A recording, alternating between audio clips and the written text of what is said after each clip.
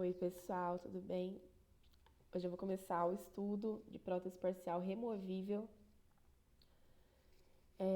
E eu vou começar falando sobre o delineamento na prótese parcial removível.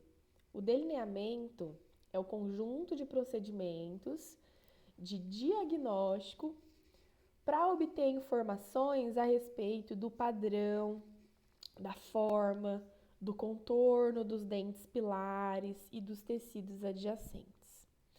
Como o procedimento de diagnóstico é fundamental para a PPR e é de responsabilidade exclusiva do dentista, isso constitui uma das etapas de exame do paciente, que é a análise dos modelos de estudo.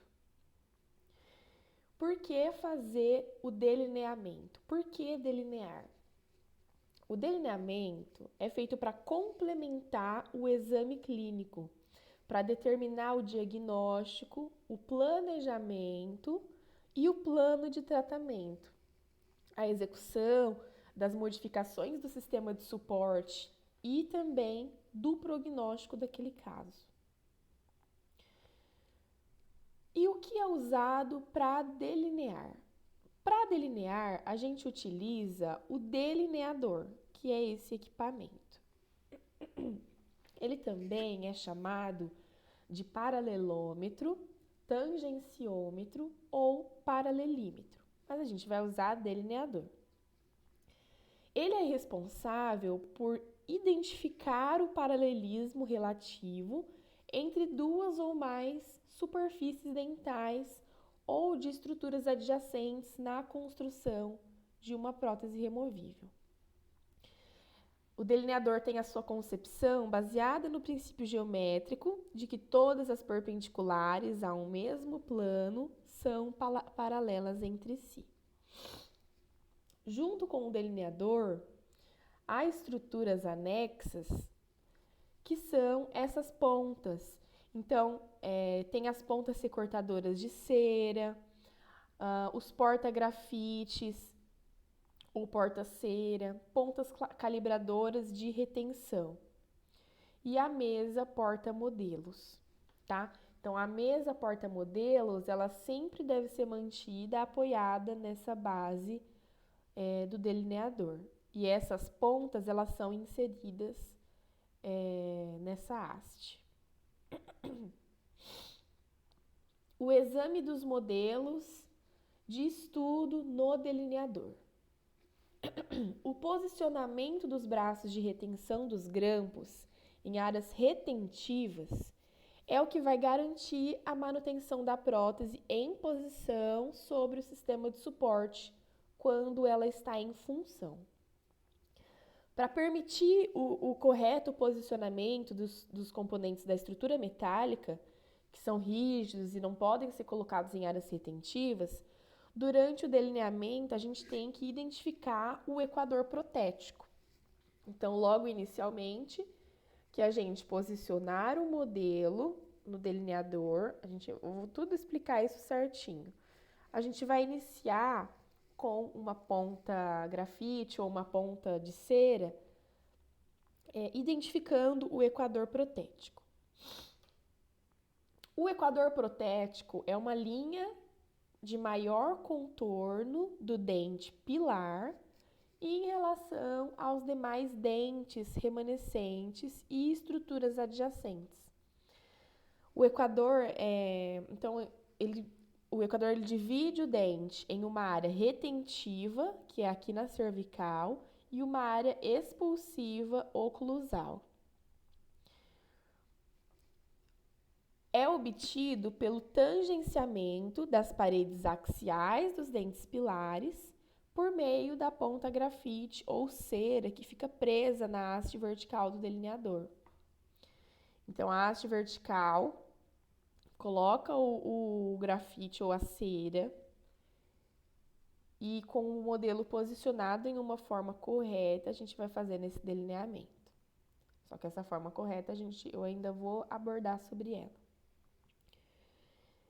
E a importância de posicionar corretamente essa ponta é para evitar inclinações que vão repercutir na incorreta identificação do equador protético, tá?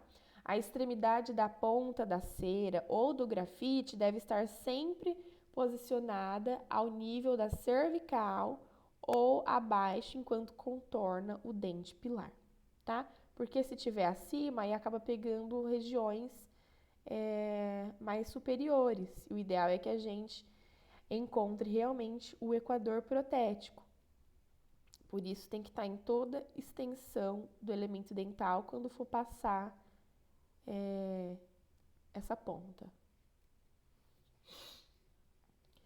E o equador anatômico? O equador anatômico, ele não tem importância protética? Não, porque ele é uma linha de contorno do dente isoladamente, então sem levar em consideração angulação, posicionamento do modelo, estruturas adjacentes, tá?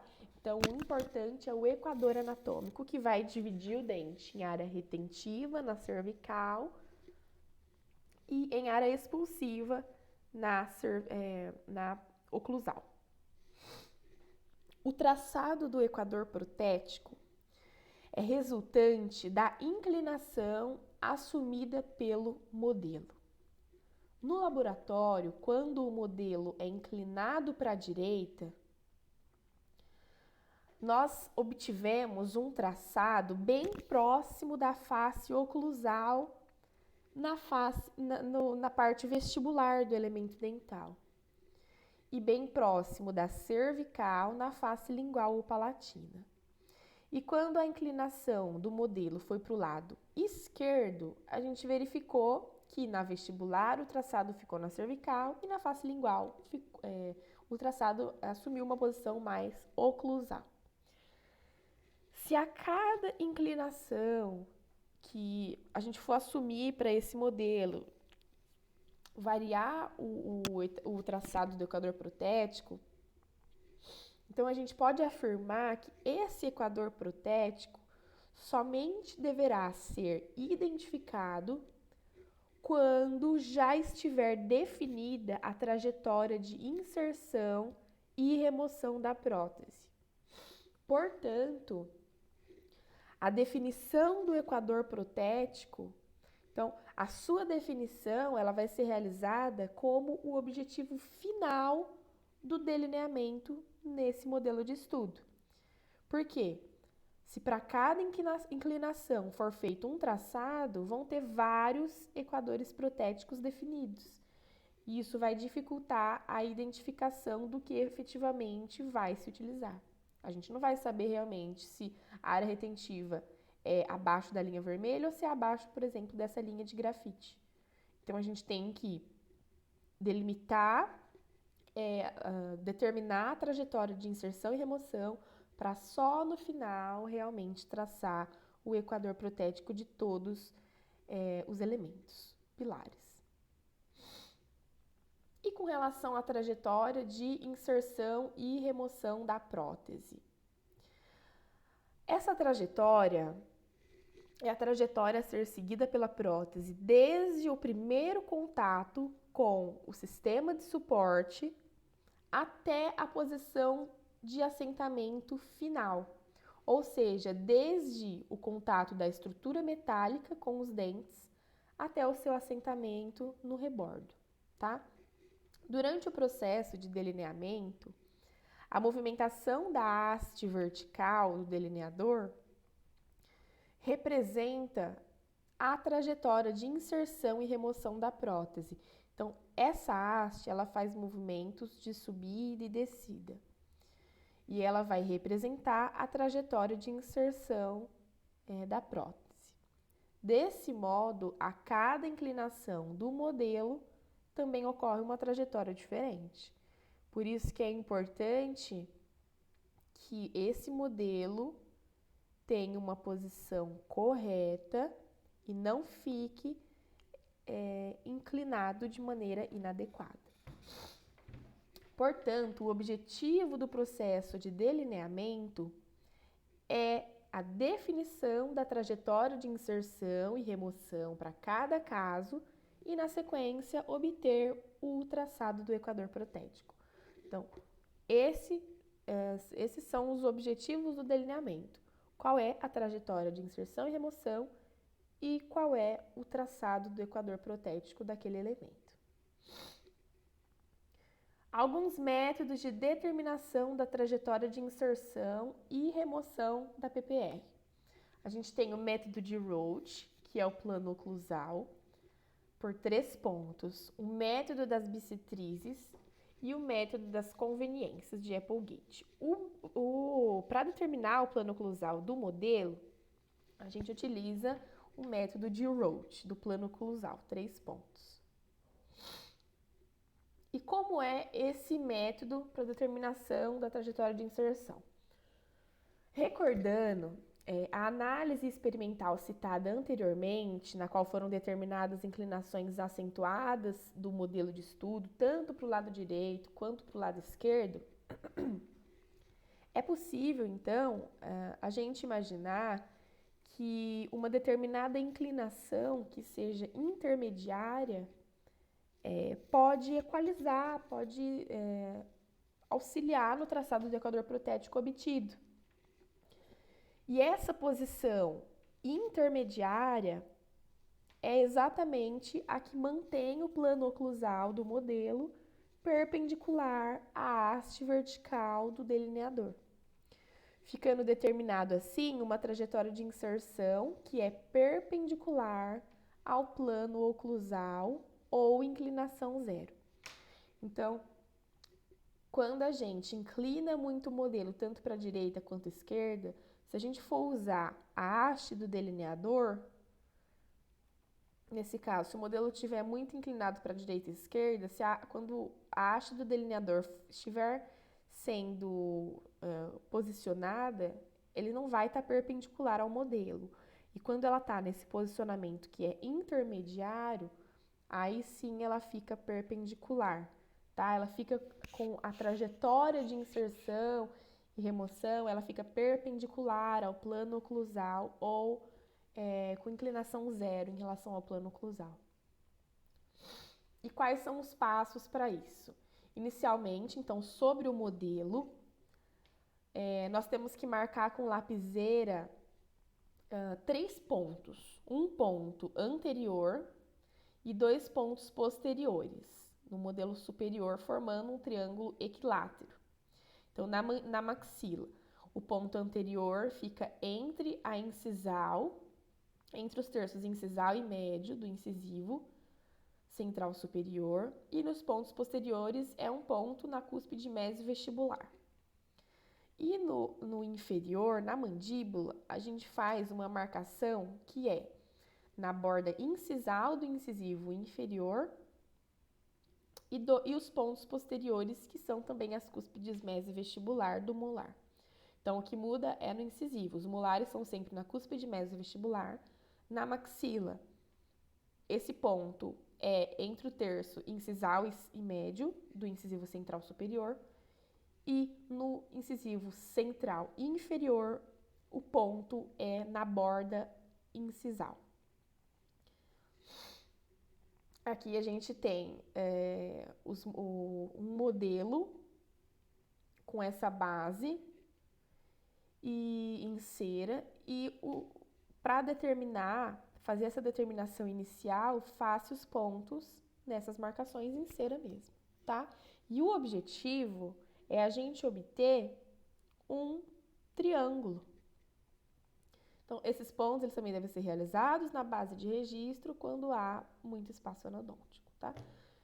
Então, na sequência, depois de fazer esses pontos com a lapiseira, a gente vai ter que obter a orientação do plano oclusal perpendicular à haste do delineador. Então, a gente vai utilizar uma ponta, a ponta analisadora, e essa ponta ela deve tocar simultaneamente esses pontos marcados na incisal ou no terço incisal e médio dos centrais e nas cúspides mesovestibular. E para isso a gente faz algumas manipulações da inclinação, da posição do modelo no delineador, até que esses 3 pontos sejam tocados, tá? Então, essa parte é uma parte de tentativa e erro até a gente conseguir chegar chegar nesse momento aqui, tá? Chegar nesses toques. Ah, professor, mas precisa tocar igualzinho em cada ponto, não pode ficar quase relando, aqui tá um pouquinho para cima. Não, porque aí haverá uma inclinação do plano oclusal e aí a trajetória de inserção ela não vai ser mais perpendicular ao plano protético, ela já vai ficar inclinada.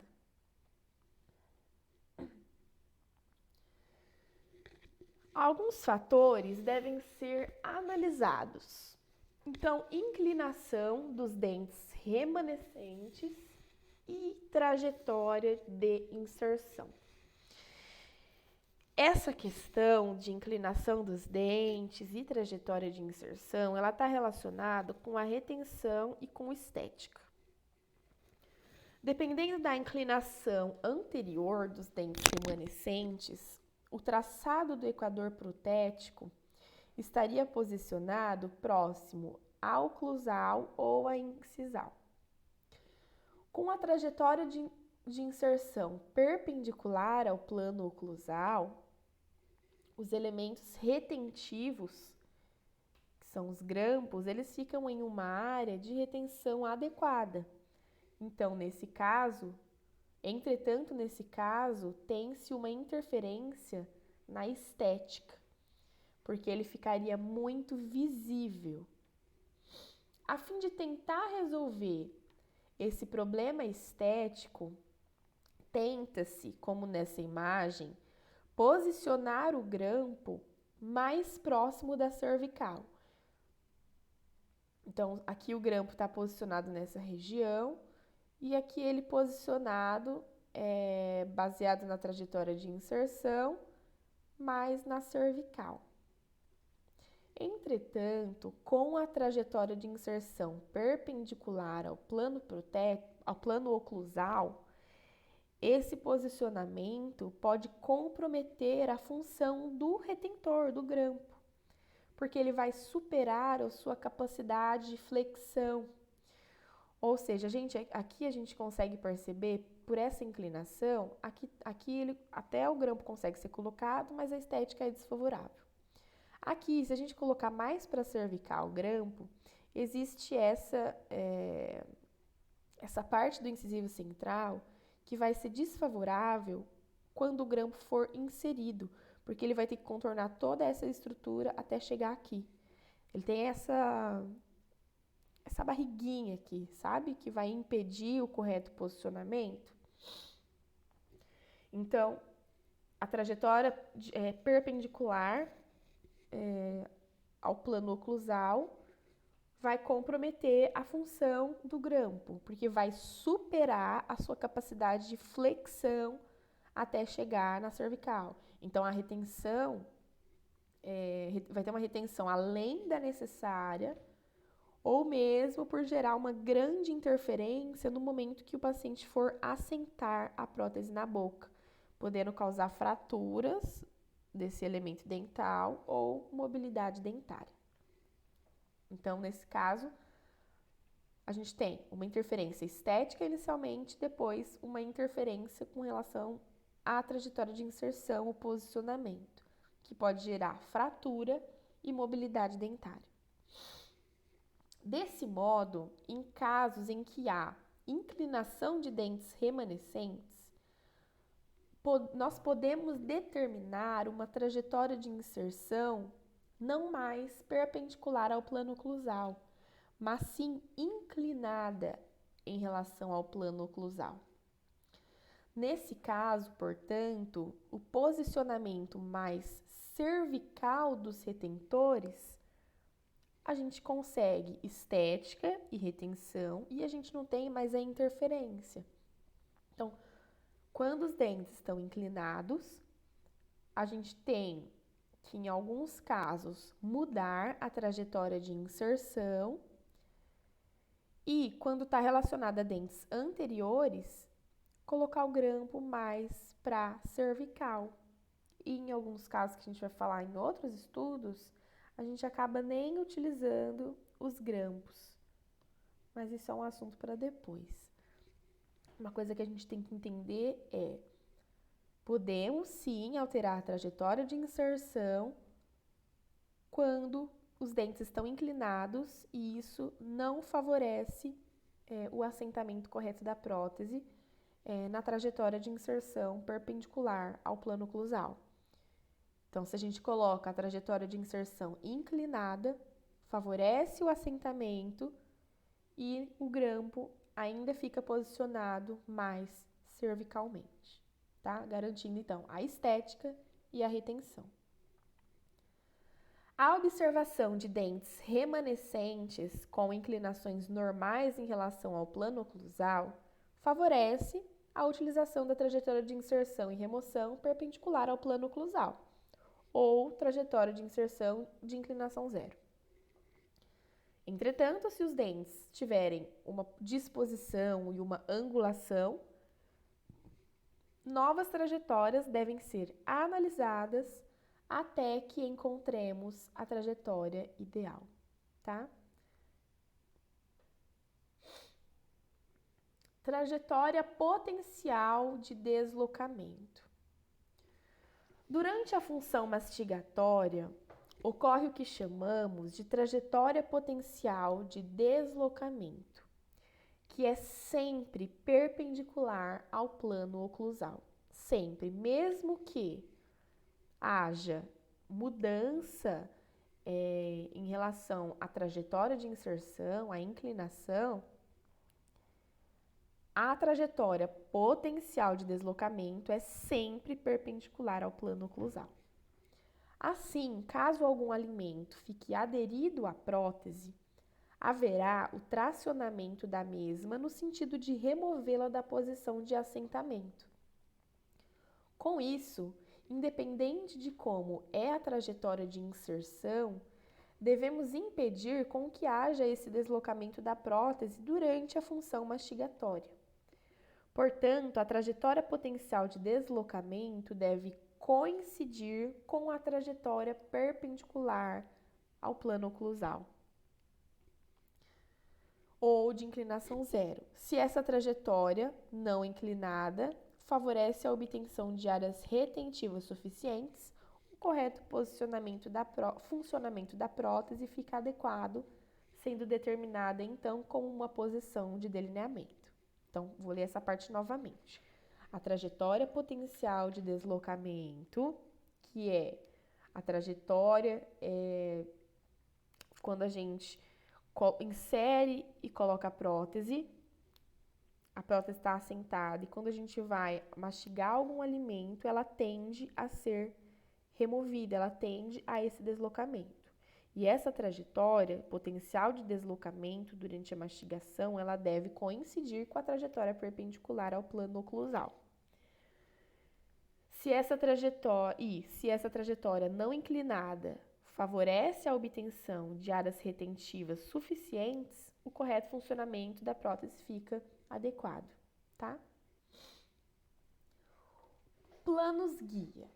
Os planos guia são as paredes axiais dos dentes pilares, que devem ser planas e paralelas entre si e com a trajetória de inserção e remoção definida para a PPR. Então, esses planos guias são as paredes dos dentes pilares. E essas paredes dos dentes pilares, elas têm que ser retas e paralelas entre si. E com a trajetória de inserção definida. Deve ter 2 a 4 milímetros. Devem estar presentes nas faces proximais mesial e distal, lingual ou palatina. Então, na vestibular, não. Na vestibular, não tem necessidade de plano guia. Mas ela tem que estar presente na mesial, na distal e na lingual ou palatina. Sempre que possível, deve-se usar o maior número de planos-guia possíveis. O plano-guia promove uma trajetória de inserção e remoção da prótese individualizada, havendo casos em que ele pode ser confeccionado com a broca, fazendo um desgaste mínimo apenas no esmalte do dente. Então, se, por exemplo, os dentes do paciente possuem essas angulações, a gente não tem uma superfície que é reta. Então, na boca do paciente, a gente vai confeccionar os planos-guia com brocas, fazendo um desgaste apenas em esmalte. O posicionamento dos braços de reciprocidade sobre o plano dos planos-guia permite a obtenção da reciprocidade efetiva, mantendo o dente pilar rigidamente apoiado quando a prótese está sendo removida e o braço de retenção estiver passando pelo equador protético até a área expulsiva. Com isso, haverá uma neutralização das cargas laterais sobre o dente pilar. Ou seja, o plano guia ele vai promover uma trajetória de inserção e remoção individualizadas. A gente pode fazer isso na boca do paciente, a gente pode confeccionar os planos guia apenas em esmalte com broca. E o posicionamento dos braços de reciprocidade sobre os planos guia vai permitir uma reciprocidade efetiva.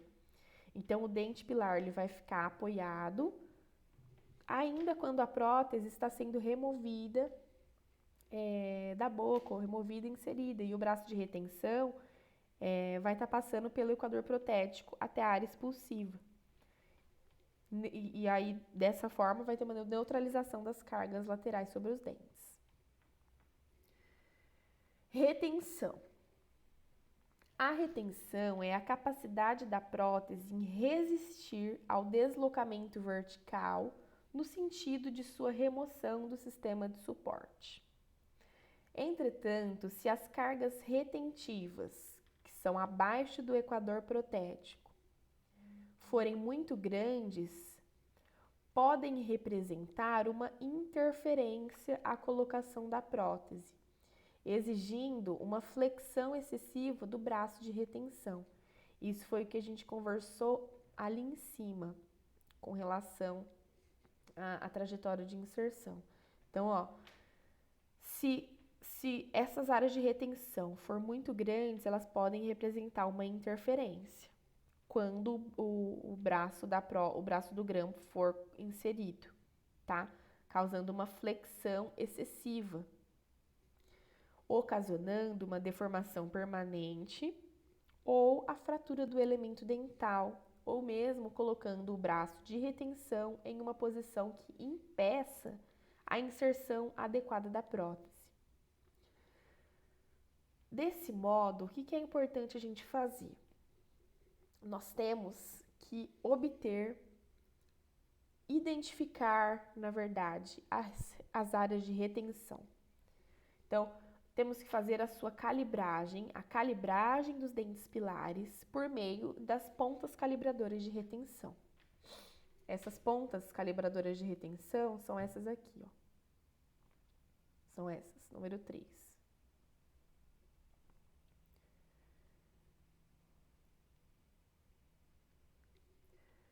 Que são fixadas na haste vertical do delineador e são posicionadas de modo que toquem lateralmente o dente pilar no equador protético.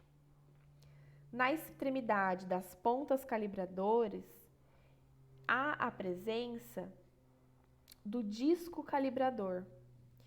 E esse disco calibrador, ele possui algumas medidas de retenção. Então, ele possui medida pequena, média e grande. 0,25 milímetros pequena, meio milímetro médio e grande de 0,75 milímetros. E a que a gente costuma utilizar é a de 0,25 milímetros. Para localizar o ponto exato da retenção, Devemos utilizar uma lapiseira de ponta fina e marcar no modelo a região, o ponto em que a ponta calibradora ficou do dente pilar, no dente pilar.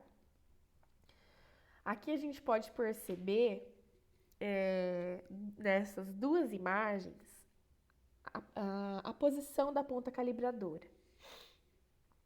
Então, se a haste da ponta calibradora toca lateralmente o dente pilar, mas o disco não toca, a retenção encontrada é maior do que a indicada pelo disco. Opa, na verdade não é essa foto. Se a haste toca, mas se o disco não toca, se por exemplo o disco estivesse aqui e a haste estivesse tocando, se o disco estivesse aqui e ele não estivesse tocando, então é porque tem uma área de retenção maior do que a indicada por ele. Agora, se o disco toca o dente pilar, mas a haste não toca, a retenção ela é encontrada, ela é menor do que aquela indicada pelo disco. O ideal é que ambos toquem, tanto o disco quanto a haste, tá?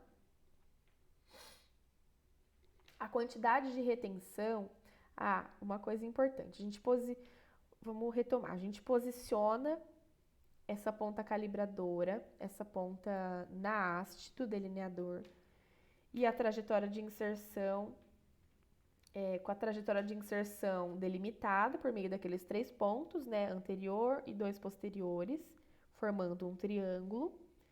Aí a gente vai partir para a calibração. E aí na calibração, a gente insere a ponta calibradora na haste e a gente vai tocar, e utiliza a ponta pequena. Tem as outras pontas? Tem, mas o ideal é utilizar a ponta pequena. Com o disco calibrador com a retenção de medida pequena. E a gente vai encostar em 3 partes do dente, na vestibular. Aqui, a gente vê na distal, no centro, na mesial desse dente e demarca as áreas encontradas. E aqui embaixo a gente coloca o tipo de ponta que nós utilizamos. Ou seja, se foi a ponta média, se foi a ponta pequena, se foi a grande, tá? Pra gente ter essa noção. Lembrando que tanto o disco quanto a haste devem tocar nesse dente. A quantidade de retenção também é determinada pelo ângulo de convergência ou ângulo de retenção formado entre a haste da ponta calibradora e a parede dental. É esse aqui. Quanto maior for o ângulo, maior a efetividade do braço de retenção.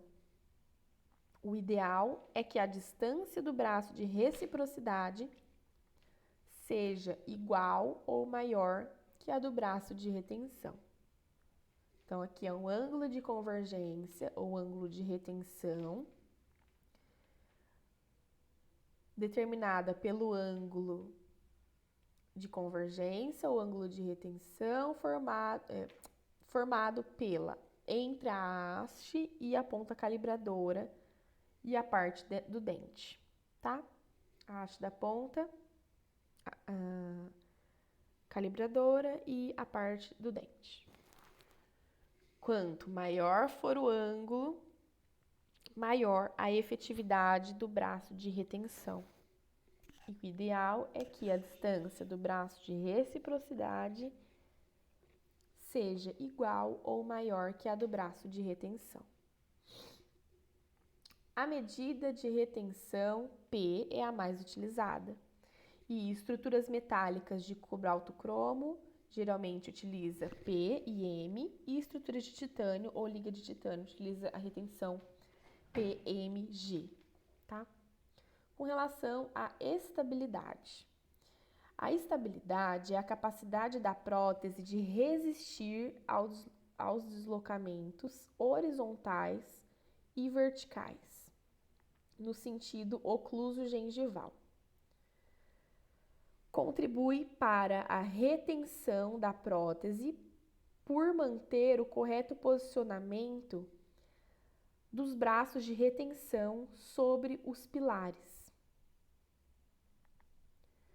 A estabilidade vertical é garantida principalmente pelos apoios. A estabilidade horizontal da prótese é garantida pelo contato das partes rígidas das estruturas metálicas. Então, novamente, a estabilidade vertical é garantida pelos apoios. A estabilidade horizontal da prótese é garantida pelo contato das partes rígidas das estruturas metálicas, por exemplo, os braços de reciprocidade, com as paredes axiais dos dentes pilares. E essa rigidez, no entanto, limita o posicionamento desses constituintes, devendo ficar apenas na porção expulsiva, acima do equador protético da coroa. Em condições normais, essa condição determina que o contato dessas partes rígidas da estrutura metálica com o dente ocorre apenas com a prótese totalmente assentada.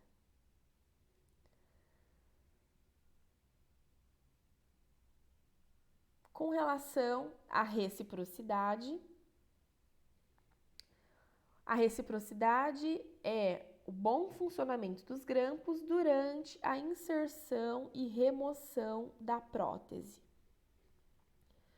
Braços de retenção e reciprocidade dos grampos durante a remoção da prótese. Isso aqui está muito relacionado com o que a gente falou ali em cima. Nessa parte. Isso, nessa parte de retenção, que a gente abordou com relação à interferência quando a área retentiva for muito grande. No caso aqui, quando a gente aborda sobre a reciprocidade e braços de retenção e reciprocidade, a gente tem que, posicionando os braços dos grampos e assumindo que a relação entre eles é constante durante a inserção e remoção da prótese, pode-se facilmente visualizar que após um pequeno deslocamento vertical, no sentido da remoção, o braço de reciprocidade fica afastado do dente. Nesse caso aqui, então, quando teve um deslocamento vertical no sentido da remoção, o braço de retenção, o braço de reciprocidade ficou afastado do dente, permitindo com que o braço de retenção, que já estava em contato com o dente, ficasse exercendo ainda mais força nesse dente. Nesse caso, o princípio de reciprocidade estabelecido pelo bom funcionamento dos grampos não está funcionando efetivamente, havendo a geração de cargas laterais sobre os dentes pilares, não havendo uma reciprocidade efetiva. No entanto, se o posicionamento dessas partes rígidas da estrutura metálica estiver nas paredes axiais dos dentes pilares, determinadas pelo plano guia, que são paredes planas e paralelas entre si e a trajetória de inserção e remoção, a condição é outra. Porque, mesmo havendo o deslocamento vertical do grampo, vai ter uma preservação da estabilidade, já que os braços de retenção e de reciprocidade ainda ficarão em contato com o dente. Então, aqui a gente percebe que esse dente não possui plano guia e, nesse caso, ele já possui um plano guia. Então, o plano guia ele já favorece com relação à reciprocidade e à estabilidade. E, quando tem um deslocamento, um leve deslocamento do grampo no sentido de remoção, ainda esses grampos ficarão em contato com o dente, os braços de retenção e os braços de reciprocidade ainda ficarão em contato com o dente, havendo uma reciprocidade efetiva, porque as cargas elas ainda vão estar adequadas. Não vai ter uma carga maior do que outra exercendo no dente, como nesse caso, tá? Interferências. As interferências podem ocorrer devido à retenção excessiva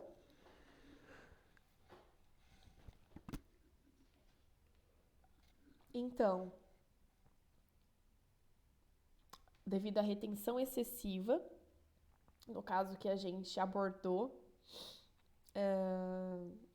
quando a retenção ela está excessiva, a haste da ponta calibradora toca o dente pilar e o disco não toca. E aqui a gente tem uma área grande de retenção, áreas retentivas grandes. Isso também representa uma interferência. Então, aqui um resuminho. O que pode ser interferência na prótese removível? A interferência ela pode ocorrer por conta da retenção excessiva, retenções grandes, áreas de retenções grandes, obstáculos durante a inserção da PPR e áreas de tecido mole, então toros, rebordo residual da pré-maxila. Em casos com o rebordo inclinado, a inserção da prótese numa trajetória perpendicular ao plano oclusal implicará na necessidade de confecção de grandes alívios que vão comprometer o assentamento do lábio, comprometer a estética. Assim, como a prótese não ficará bem apoiada no rebordo, isso é uma interferência.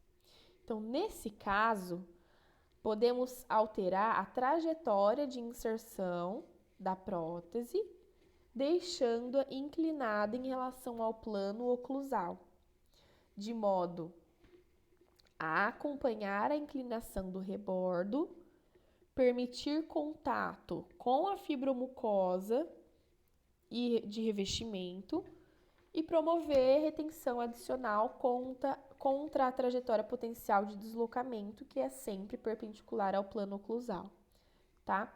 Então, nesse caso que a gente tem essas interferências, a gente consegue contornar isso alterando a trajetória de inserção e remoção da prótese, tá?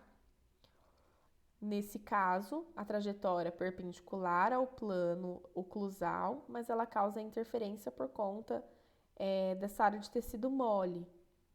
Aqui, quando a gente altera a trajetória de inserção, a gente acaba tendo que a trajetória de inserção, a trajetória potencial de deslocamento fica diferente da trajetória de inserção. Lembrando que a trajetória potencial de deslocamento é sempre perpendicular ao plano oclusal e ela está relacionada com as cargas mastigatórias e o potencial de deslocamento daquela prótese quando o paciente está se alimentando. Estética. De nada adianta oferecer ao paciente uma prótese mecanicamente perfeita, mas deficiente do ponto de vista estético.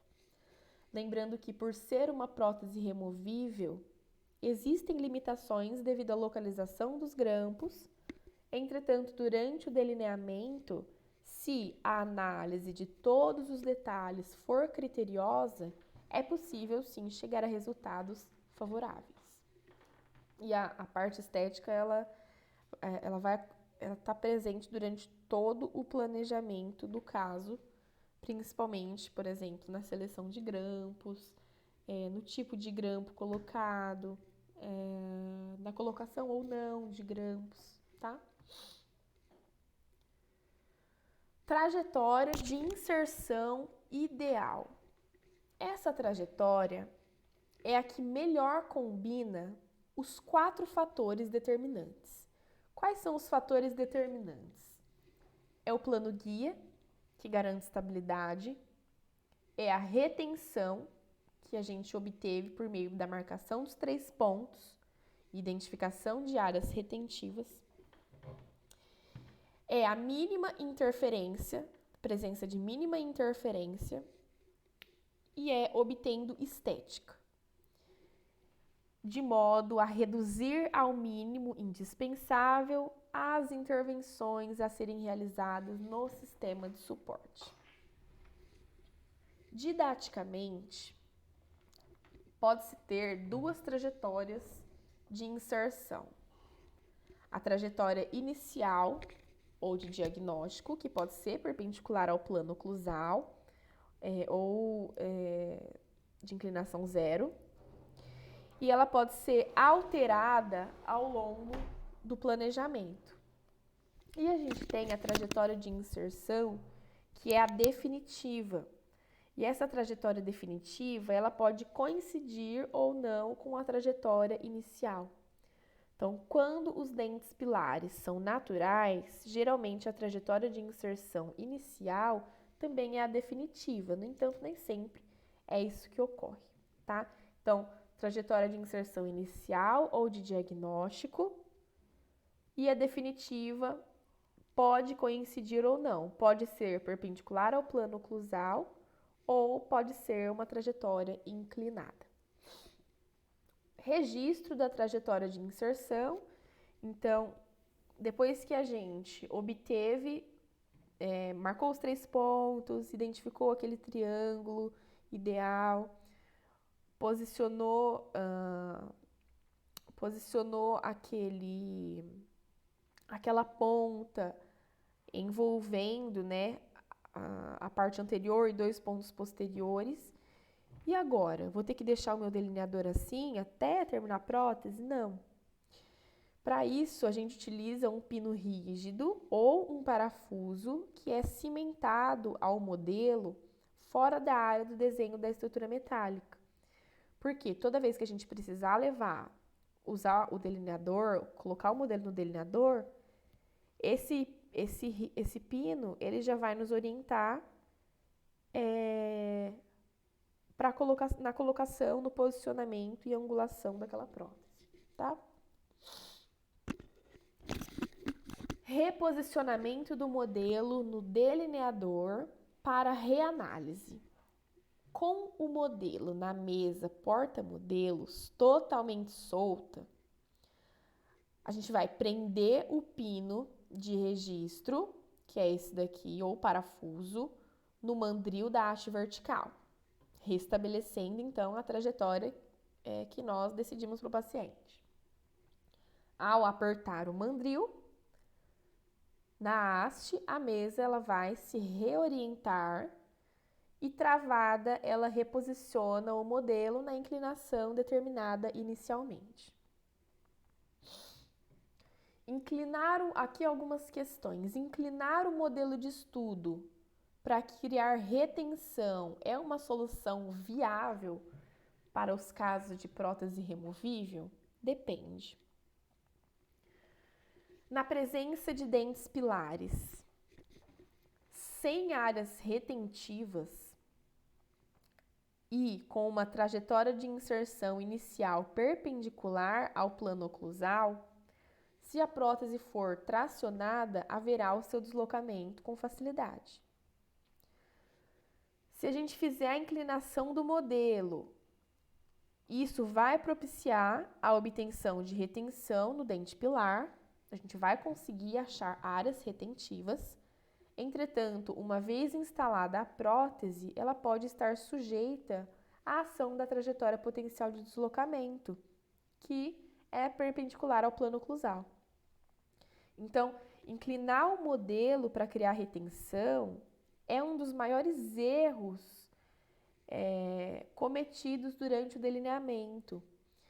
E ele acontece por basear a escolha da trajetória de inserção em apenas um dos fatores determinantes, que é a retenção. E a gente tem outros fatores determinantes. A gente tem o plano guia, a gente tem a retenção, a gente tem a mínima interferência, a gente tem estética, tá? A trajetória de inserção ideal, ela combina esses fatores. E quando a gente quer obter retenção, se a gente altera o plano, a trajetória de inserção, a gente está avaliando apenas um desses fatores. E a gente tem que considerar os outros. Ou seja, apenas a inclinação do modelo e uma trajetória perpendicular ao plano oclusal não é suficiente, porque a força da trajetória potencial de deslocamento seria exercida do mesmo jeito nesse modelo inclinado, tá? A inclinação do modelo, juntamente com uma trajetória perpendicular ao plano oclusal, só é válida se houver os planos guia, sejam eles naturais ou por meio de superfícies preparadas. Então, olha que importante. Tem que considerar a inclinação do modelo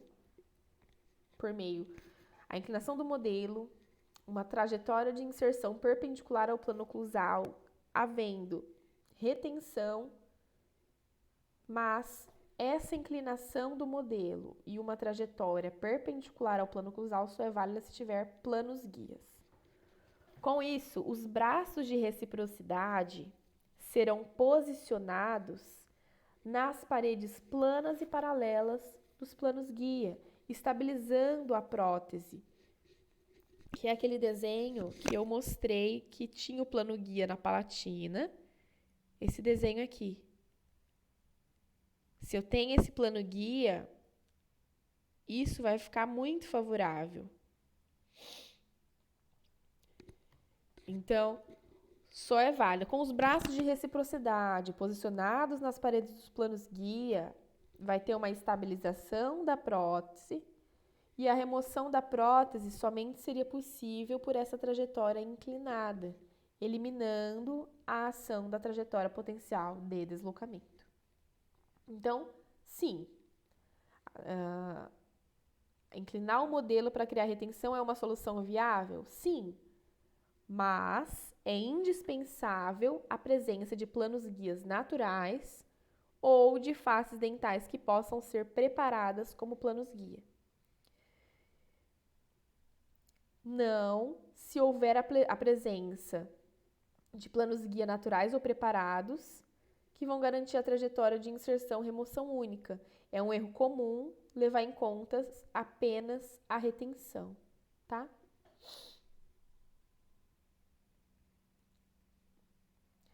Então, aqui é um resumo do processo de delineamento. Inicialmente, então, posicionamento do modelo de estudo com o plano oclusal perpendicular à haste vertical do delineador, garantindo a trajetória de inserção inicial perpendicular ao plano oclusal ou de inclinação zero. Depois, identificação das paredes dentais planas, paralelas entre si, para a trajetória de inserção, planos guia. Inclinação do modelo nos sentidos antero-posterior e ou látero-lateral, para localizar o maior número possível de planos guia. Localização e quantificação das áreas de retenção. Localização das áreas de interferência, a colocação da prótese ou se houver comprometimento da estética, definição e registro da trajetória de inserção ideal para o caso e, por fim, o traçado do equador protético.